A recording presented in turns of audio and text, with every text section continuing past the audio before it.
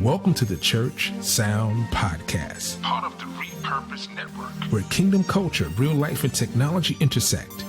I'm your host, Prentiss Thompson. What we do, we talk to real people, pastors, leaders, engineers, tech people, manufacturers, worship leaders, all about church, technology, and provide solutions for a successful Sunday morning service.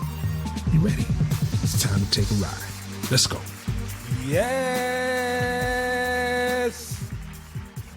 Welcome to another edition of the Church Sound Podcast. You guys, every time I do this intro, I can imagine thousands of people out in the audience is cheering me on. You say, who does he have on next? Who could it be? Thank you. And before I even say thank you anymore, it's a couple of new countries that we have. We have the Netherlands. I saw this morning. I saw Sweden, and I saw Ghana.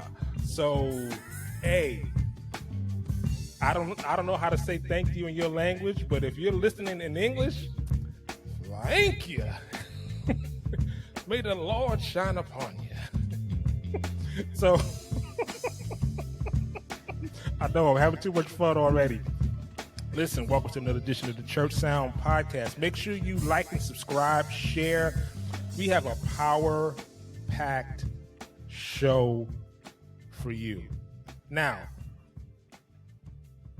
it is very, very important that we understand the ministries in church. We have three. So this is what I'm going to break it down this way. We have your tech ministry. We have your music ministry, and you have your pastoral ministry. All of these things work together. Today, we're gonna go down the Hatties and McCoys road. The Hatties and McCoys is the music ministry and the tech ministry. I got a guest who is just fabulous in her lane. I'm gonna break down her credentials. She's a professor. She's a voice coach. She's a singer. She's a composer. She's an arts administrator.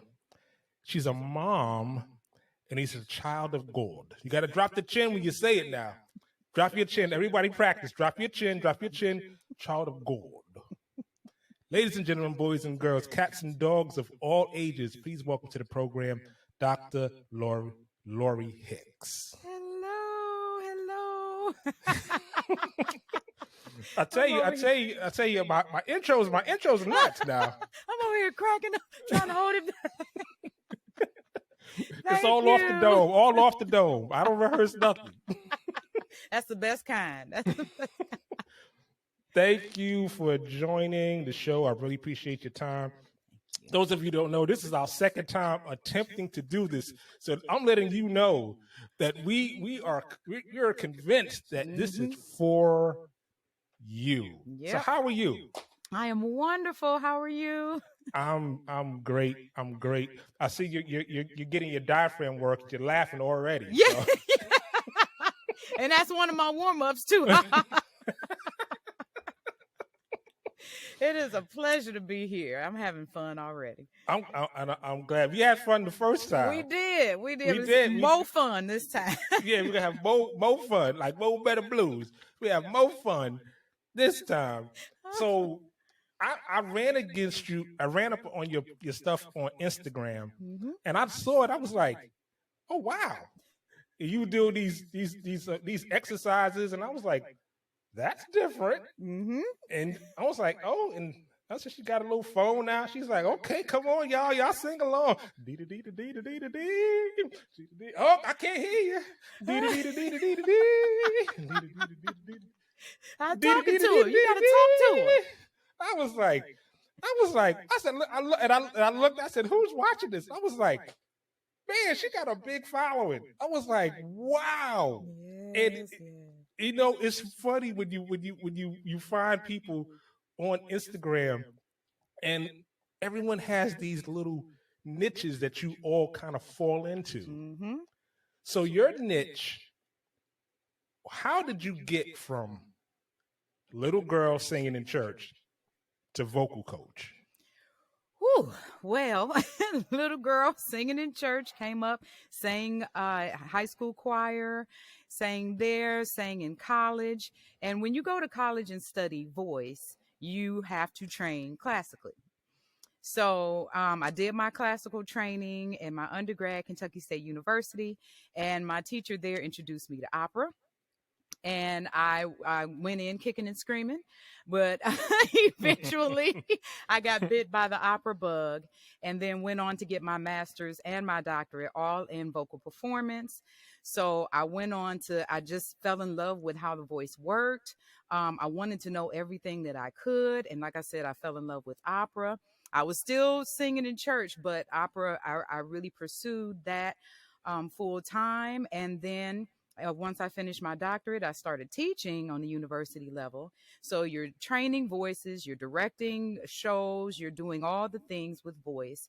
And then when the pandemic hit, I said I wanted to get back into just working more with churches, working more with individuals who are out here who may not have access to vocal lessons and vocal coaching.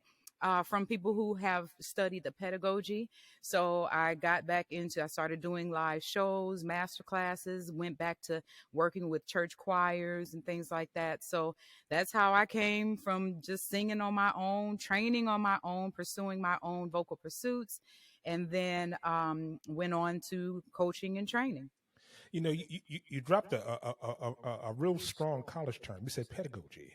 I Oh, was like, is that a pedigree? yeah. Is that a pedicure? Like, Yes. Pedagogy is really a term that means the science of sing or the science of something. So Okay. what you do is a pedagogy of tech. Oh, I okay. do the pedagogy of voice Okay, or I'm gonna singing. add that to my vocabulary. Yes, It sounded, pedagogy. Yes, it sounded so distinguished when you said you are a pedagogue. Yes. Thank you so much. So, so how did so you got to vocal coach? You went through all these. You went through all these stages, Mhm. and I did some research, and I came up with this question that I had. I just didn't understand the answer. What is the difference between vocal lessons and vocal coaching? Mm-hmm. Well, with vocal lessons, that's someone I usually have over a longer period of time. I'm taking them and I'm guiding them through the changes in their technique, the changes in their singing, and guiding them to laying a foundation of technical singing. And it's much more hands-on, it's much more long-term. Like I said, coaching, I'm usually getting in with already professional singers.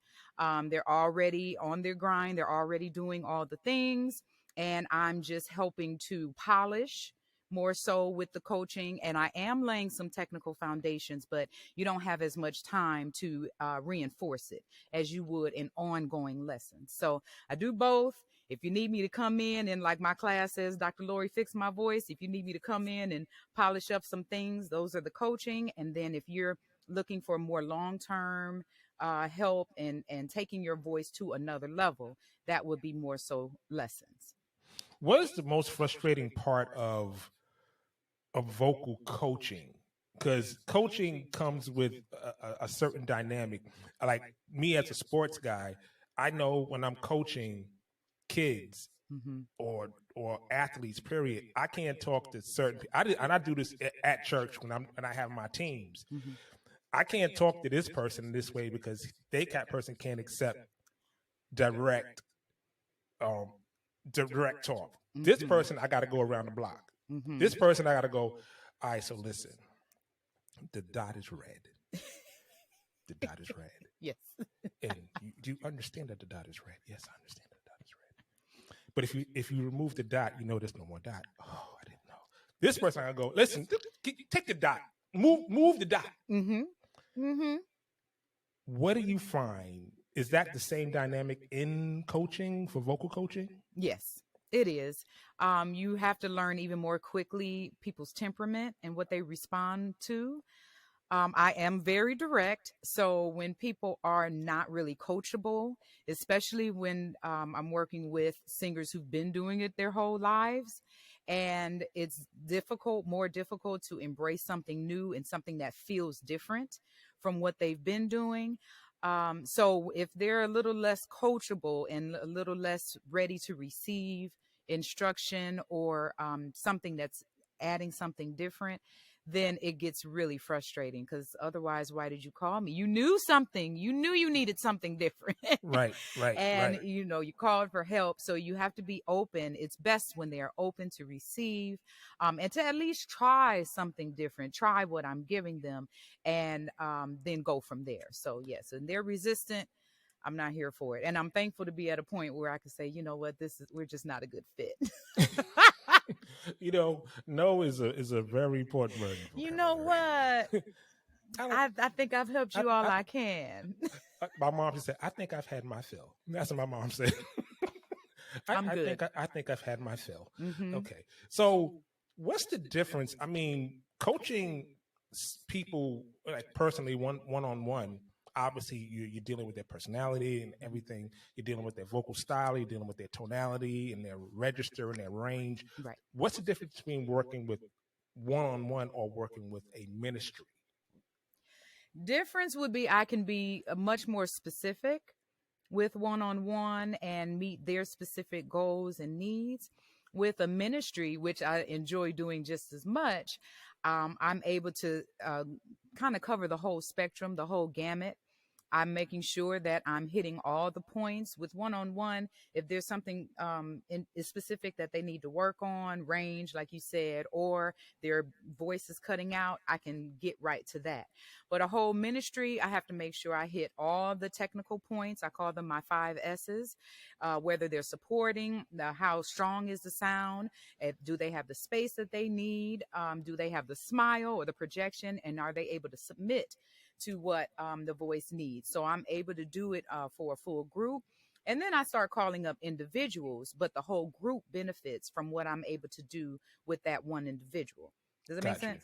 Yep, got it. Yes, yes. So, and I was watching some videos of you doing, I guess it was a ministry, and I've seen a bunch of those, and you were like bringing each person up one by one. Mm-hmm. And I saw this very funny video that went along with it, and it was like the gas pedal, the gas pedal. Mm-hmm. The music. Well, I was like, this is interesting. Okay, this is interesting. Hadn't heard that before. Never heard that before. I've heard the gas face, but I never heard the gas pedal. Yeah. So what is the gas pedal? The gas pedal is specifically the muscle that stretches in the front of the abdominal. So it's called the transverse abdominal. And when I push up, or when we engage that muscle, that's what really supports the breath. It really engages the full breathing mechanism. You've heard people say, push from your diaphragm, use your diaphragm. Well, the diaphragm is not something that we can control directly, like I want to move my finger. It's the muscles around it that we have to engage and know how to engage and press up against to really get the diaphragm to work for us. So having that understanding, I know exactly where, especially when I hear somebody, I know exactly what part of that abdominal structure is not being used. And it's usually the gas pedal. So I call it pumping on the gas. You get the breath going. And yeah, I'm not the only one that calls it that, though. Because you was laying on hands, sister. Yes. You was laying on hands. Everybody shot. You was laying on hands. I apply pressure. I sure do. I should. And if you don't like being touched, I'm not the coach for you. I'm not the trainer for you. I have to lay on hands. Yeah. That's amazing. So those of you who are listening in my tech friends, so all my tech people, I need you to send this to your music ministry. Send this to your praise and worship team. Send this to your praise and worship leader, because you're getting a grasp of the information before we get into the Hatties and McCoys, because we're about to go there. So, me as a tech, there are a couple of pet peeves. I want to see if they match up in your world and in my world. Okay. There are a couple of pet peeves that bring me to death. Mm-hmm. It's being on time. What is it with time and singers? Why just singers? See, I got you. I knew I was going to get you. I knew I was going to get you. Singers. Okay. This is across the board, but I knew I was gonna pull my Hatties and McCoys out. I don't see if they're gonna get defensive. But when you talking about us, cause y'all, This singer right here is on time. Is early on time. that is the thing. Music ministry.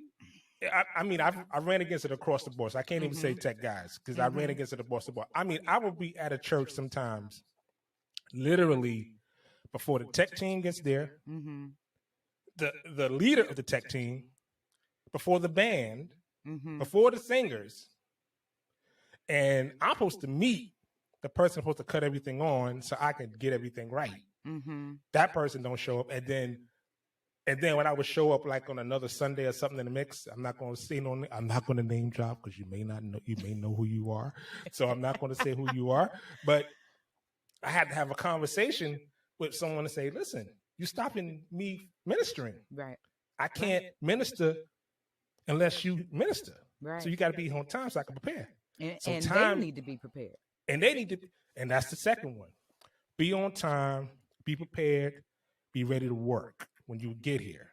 So with that being said, how do singers or how should singers prepare for Sunday morning?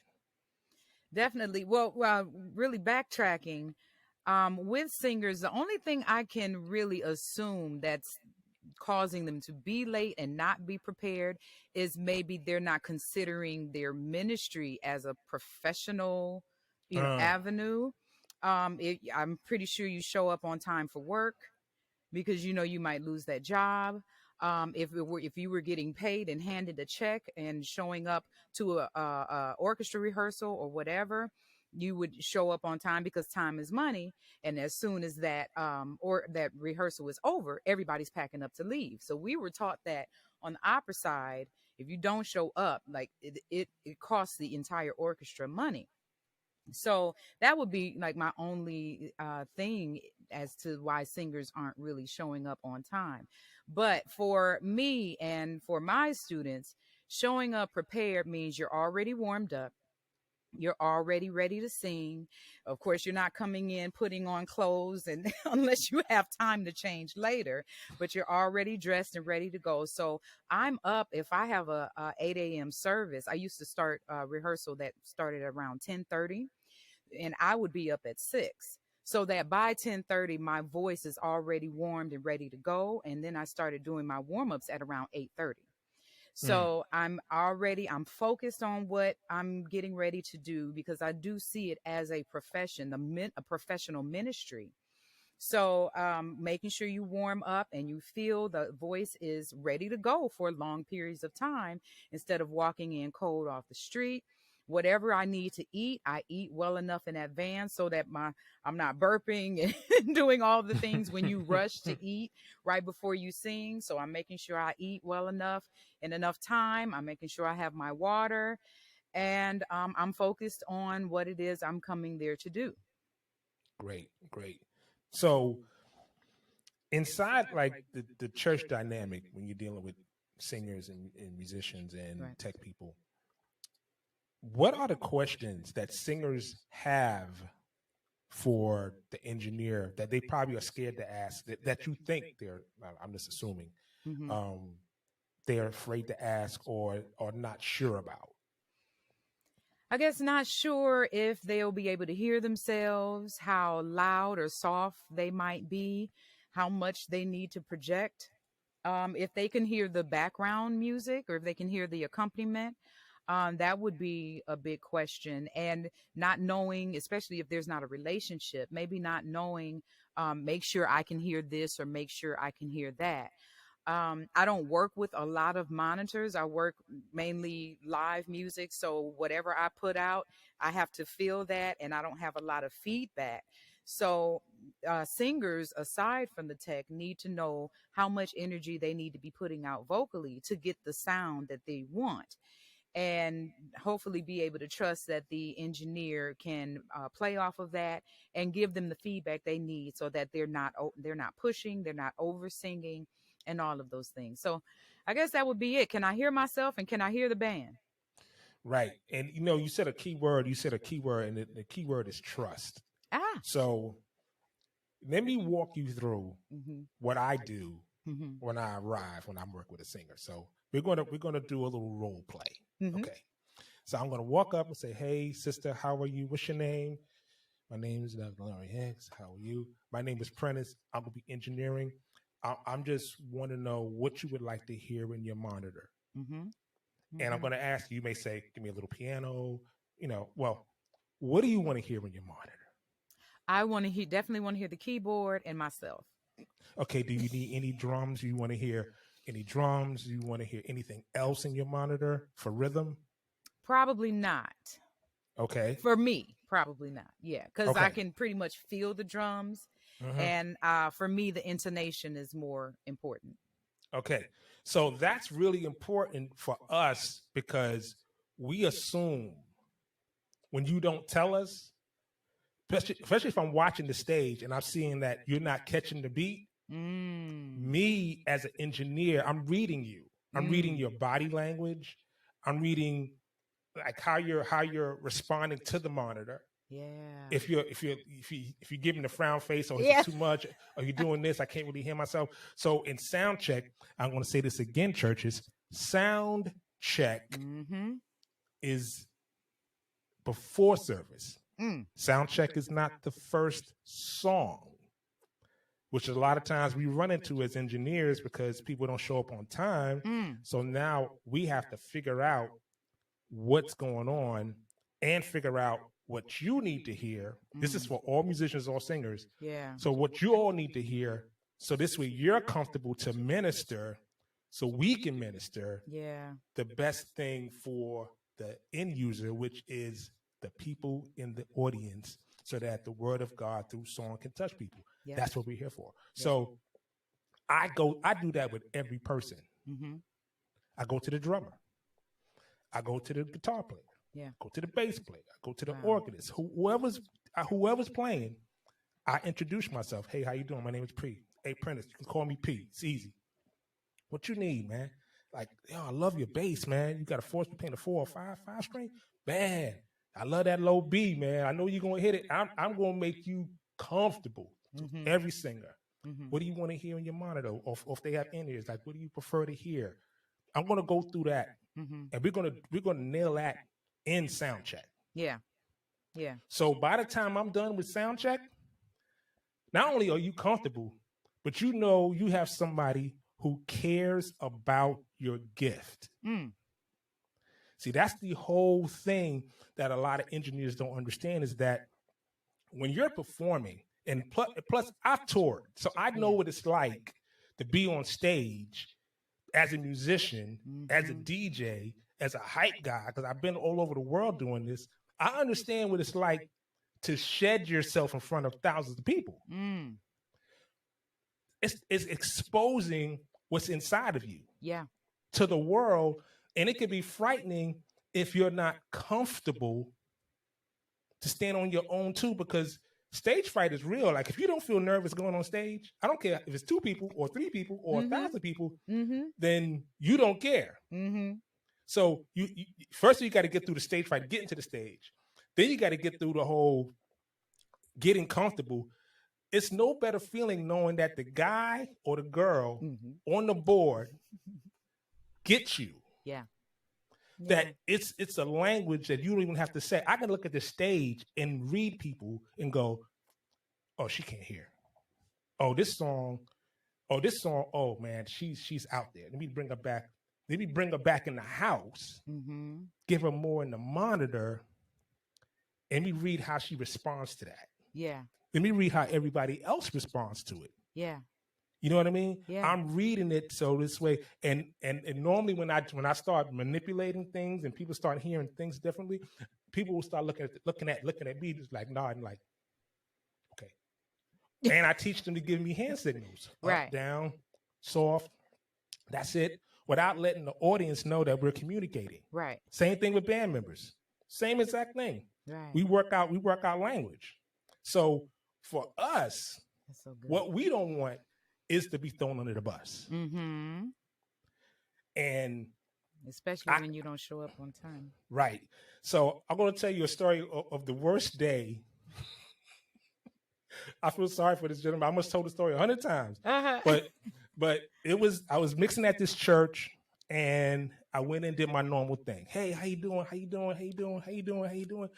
And this dude was like a peacock. Huh. God bless you. You know, one of those stale, you know, like the tips of the fingers, like grab the, Uh-huh. yeah.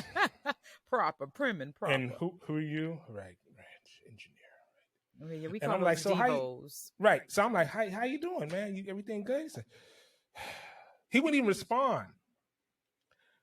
And I was a young engineer at the time, and still wore my emotions. I can't say, you know, I was in the South.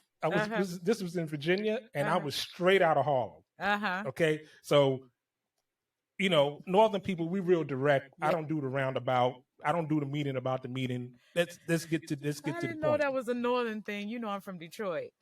It's a D thing. It's an urban thing. If you live in a city, we straight to the point. We don't do the roundabout thing. So first song, I took him completely out his wedge. He couldn't hear nothing. First song, I'd snatched him out of his wedge. He's playing. He's looking around. Oh, now you want to talk to me. Right. Yeah, he's playing. Woo! He's playing. Praise and worship is going on. Everyone's singing. He knows what he's playing, but he can't hear what he's playing. I know what he's playing, but he can't hear what he's playing. Mm-hmm. He's looking up at me, and I mouthed him from a distance. Good morning. Oh, that's wrong. Oh, the shade. and then I slid him up, and he was like, So you know what happened next Sunday, right? Good morning, my brother. Good morning. You know, good morning, my brother. I got Starbucks. I got a couple of flavors for you. You gonna learn today. You gonna learn today. So that's why I say it's so important to build bridges between these ministries, because we support each. The AV ministry supports everything that you see or hear. Yes. We're all here to serve. And your service is no more important than that service. Right. Just because you got the voice of an angel, as somebody told you, doesn't mean you're without the technician. Right. We won't hear that angelic voice. Right. You know, another thing, the thing that used to get, I know I'm running my mouth, but I know the thing that gets me is that when singers don't sing it to the mic. Like, can you explain that to me? I need to find a couch around here so I can lay down. Well, is that when they're pulling it down? No. I'm talking about people like this. I don't need no mic. I don't need no mic. My Lord can hear me. My Lord can hear me. But we can't hear you. God of the Lord is good. We can't hear you. Sister Jones, please use the mic. I don't need no. Why? Well, the messed up part is you talking to an opera singer who was trained to project beyond a microphone. Anyway, so I might not be the best person to give a reason, but that's probably because the Lord has given me the power to be heard. I don't need no mic. Oh, no, honestly, I don't know. It's the weirdest thing for me, because I could be looking at the stage, say, listen, and they could be singing praise and worship and be off the mic like this. It's here. Yeah. Now, if I had a full band, I would know I would need the mic. When you understand how acoustics work and how, if you can't project past those instruments, yeah, you need to be up on the mic. But I don't know. It's the craziest thing. I mean, are they old school singers across the board? It could be attitude. This is how I used to sing, and no one's gonna tell me what to. I mean, I've gone through churches and singers just hang their mic in front of the monitor, and it's feeding back, and they're looking at me like I'm crazy. Sir, yeah. Can you please use the mic? The anointing. I'm just gonna mute your mic, brother. I'm just gonna mute your mic. I love the Lord and I love the anointing, but the anointing can only do so much with how things work. I mean, come Right, on, people. This is how this works. Listen and right, follow accordingly. right, right. It's Wow. the. I mean, so many instances where it's. To me, I just believe that it's ego and Yeah. it's pride. And Sometimes it's insecurity. insecure. And it's the same thing with engineers. I mean, I run into engineers that are jerks. Just jerks. Don't know how to talk to people. Don't know Mm-hmm. how to relate with people. Have no empathy for anyone that is so technical. They can't get past the technology. Yeah. And I'm like, Yeah. we're using technology as ministry to evoke emotion Mm-hmm. for God. Mm-hmm. So you're using technical products and machinery Right. in a creative way. So you have to look at it that way. But Yeah. it's just like I'm pretty sure you know musicians that can't read they can't play without sheet music, Mm-hmm. and I know plenty of musicians that Yeah. don't read, Right. and I know ones that are both. Mm-hmm. But I know plenty of musicians that if it's not on the paper, they can't They they won't. can't improvise. Yeah. Nope. Especially in the classical arena. Yeah, it's like it's Mhm. it's here Mhm. rest. Like, That's no, what the composer wrote. That is what I'm Lord. going to play. You're like, what is that? If they don't see the repeat marks, that Right, they don't see that it. don't exist. That don't exist. To the head, like go back to the top. Top of what? Top of what? Like where, where are we going? The top of which you speak. What is this? Top of which you speak, right? This is crazy. But it's so real that you that's what I mean. It's like it's so important to kind of understand Mm-hmm. who you're surrounded by. Mm-hmm. You have to understand people and you have to build bridges and build relationships. Yeah. I love mixing. Like Yeah. I love mixing. The thing is that where I'm at now, I don't get to mix a lot because I have an engineer on staff. So every now and then I say, "Hey, listen, why don't you go mix the live stream? Let me get my hands dirty for a minute. Let me get my hands dirty, Uh-huh. Because now I'm on this executive position, Mm-hmm. and I'm like, I miss You miss rolling being them in the sleeves. fight because it's not. And engineers know this. It's nothing like being on the seat of your pants. Nothing like your pants being on fire mixing. Yeah. Because it's the energy of the. It's like a boxing fight. Like you're jumping in the ring, but your opponent is you. Mm-hmm. And you're trying to conquer yourself and figure things out and use technology creatively. You're trying to do all those things. And I'm pretty sure a lot of times when you're singing, things come out of you that come out of nowhere. Mm-hmm. Yep. And especially if you're in the flow and you are with musicians who can improvise and you're just able to kind of take it wherever, that's when the spirit leads. Right. Wherever the spirit leads. Yeah. And being having been department chair, I felt that same energy, like you said, in this executive position where I'm not in the classroom as much. I'm not directing the ensembles. I'm not doing those things. And you start to miss it. But that administrative piece is very important as well. That way people can do what they're good at and Right. not have to worry about, all the logistics of everything. So Right. yeah, Right. all are important. Right. So how did Instagram play a big part in like where you are as a vocal coach? I'm seeing your courses. I'm seeing this thing called Vocal Wisdom. Like, what is that? Vocal Wisdom is my class for worship leaders or worship singers, and it's a 6-week course. We're in week 2 now, and I'm breaking down vocal technique. I'm basically giving you tools to study to be able to be wiser about your voice, how you're ministering, what you're using when you minister, what to do when you don't feel your best, how to prepare in warm-ups. I've got a whole page, a whole slew of warm-ups that they're doing on a weekly basis.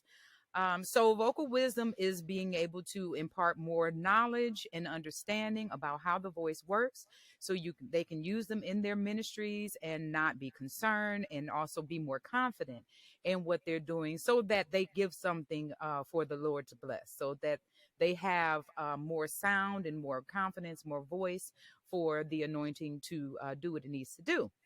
So that's vocal wisdom. Too many times I get calls or get messages from people who are like, I've been singing my whole life, and every Sunday I'm hoarse. And or in between services, I don't know if I'm going to make it through the next service. And those are the types of things, like, how can you minister if you don't even have a voice to minister with? Mm. So, as individuals, it is our duty to study to show ourselves approved, and to make sure we have the understanding of how the voice works, so we can make it work the best for us in our ministries. And with Instagram, which of course I've been on forever, but the more I started putting out me actually coaching with people, there's one video in particular with the gas pedal that is still going viral. But people got to see a much different, I believe, a much different approach to singing. I'm very hands-on, like you said. I'm loud, so I'm like the churchy, amen, yeah, push it. So I'm hollering in the middle of the coaching. Push that belly, yes. But it is a very different approach than I think people have seen in lessons, where it's just very, let's make sure we are doing this and using our head voice. I want people to use the voice that they have. I'm not trying to change anyone's voice, but there are fundamentals that every athlete, every single person needs to have, so that they don't injure themselves, so that they can go the distance, they can build their stamina, like I said, build their confidence, and they can continue to do what they need to do week after week, Sunday after Sunday, without injury or without strain. So how do singers, just to kind of get back to injury, because I've never heard that. I mean, I've had to like mix hoarse singers or can tell when they're not in their best voice, and what I do as an engineer, I try to protect them, so this way, say for instance, that I hear in sound check they're not in their best voice, and I can tell this may be a little too high for them on this Sunday, and they're not going to drop the key, and she's soprano and she's a belter, and she needs to hit this high, C5 or C6, like she got to hit it, and I'm like, okay, gosh, she is going to struggle. Let me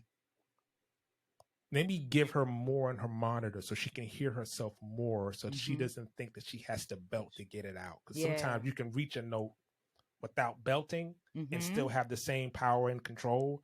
And then what I'll do is I'll tell her, I say, hey, listen, I'm going to tuck you down, so I'm going to give you a little bit more on this song. I'm going to give you a little bit more so you can hear yourself more, because I hear your horse. And they'll normally say, oh, thank you so much. Yeah. But that's the part of relationship building bridges we've been talking about. So how does a singer injure themselves singing? And I've actually gone through a vocal injury. A lot of times they're singing while sick, or these big belters, they're pushing their voice beyond the point of no return. They're pushing through the sound. They're not supporting the sound. So the vocal cords, which are two little tiny ligaments, are slamming together instead of vibrating in a balanced way. So they're designed to come together and collide, but the pressure that we often put on ourselves to make a bigger sound ends up causing them to collide with such pressure or force that they can rupture. So you can develop a hemorrhage. You can develop calluses on your vocal cords. You can develop polyps, nose and nodules. Those are bumps that form that have to be surgically removed. And really, the only way to get through that is complete vocal rest. There's no medicine that is going, there's no tea, there's no throat spray that is going to heal that. Complete rest, just like you sprain an ankle and you have to get off of it, completely resting those muscles, or having to go through surgery. And then even after surgery, you have to be quiet, completely quiet for weeks. Like So not speaking nothing? not speak nothing, nothing. If you broke your ankle and you're trying to hobble on it, Ah. you could end up, injuring it even more. So it's the same thing, and they're right here, and it's very difficult because we use them without even thinking. Mhm. But in order to be able to avoid those things, knowing when to be quiet between services or when you're done, of course, like I said, warming up, because it's like an athlete stretching before a game. They're not going to run out there and start running up and down the court or the Right. field because they'll injure, they could pull a muscle. The exact same thing happens with the voice and with singers. If you're not warming up or warming down after you finish singing, that's a new concept for a lot of singers. And Mm. then being able to gauge how much energy you need to put out in the middle of your performance so that you're not straining yourself. Athletes, if they go 100, if they're pedal to the metal and putting out all their energy for the entire game, they'll burn out very quickly. The exact same thing for singers. If you are putting all your sound out from the beginning of the sound and you don't know how to use your head voice, to what you were talking about before is a mixed belt, to where it still sounds clear and powerful, but it's not your full chest voice. You don't know how to mix that belt with your head voice. You're applying force and pressure to the chords that it can only sustain so much. Right. Wow. So, ladies and gentlemen, boys and girls, I'm going to have a bunch of links in the bio. I know you've heard a lot of key phrases. I'm going to say this to all of my pastors, all of my tech people. Send this to some praise and worship people. You can send it anonymously. You could send a block text to the whole praise team, like, listen to this. and be fed with the knowledge. It's gonna be a lot more information. How can people get in contact with you? Instagram at Dr. Lori Hicks. My website is lchstudios.com. Let's see, Facebook, same thing, Dr. Lori Hicks, as well as TikTok. So I'm on all the platforms. You can reach out to me on my website. And I usually respond within 24 hours, and I try to hit the DMs as much as I can. But yeah. Amazing. I'm so glad we got to do this again. I am too. Before we get out of here, we have my favorite game. 30 seconds and gone. True, false, yes, no. Are you ready? I'm ready. Who was your top 3 male singers? Top 3 male singers would have to be Donny Hathaway, Woo. Luther Vandross, and oh gosh, I might have to go with Usher. I know this is a church sound, but hey, it's singers. I didn't name it's not singers, one right? gospel singer. I might have to go with Usher. Usher. So, who is your favorite? What's your favorite song to minister? My tribute. To God be the glory. Yeah. Okay. Mm-hmm. Okay. What is your biggest pet peeve for singers? From a singer. From a singer? Unprepared. Unprepared. Okay. Okay. Who is your high school mascot? Phoenix! Renaissance High School, Detroit, Michigan, the Phoenix. There you have it, ladies and gentlemen, boys and girls, cats and dogs of all ages. I'd like to thank my guest, Dr. Lori Hicks, for joining us. I had a great time. I hope you had a great time. We got to talk off script because we got to combine some of these stuff for a church. I think that'll be cool. Okay, let's do it. I think that'll be cool. So we'll say, like I always say, keep God first in everything you do. See you next time on the Church Sound Podcast.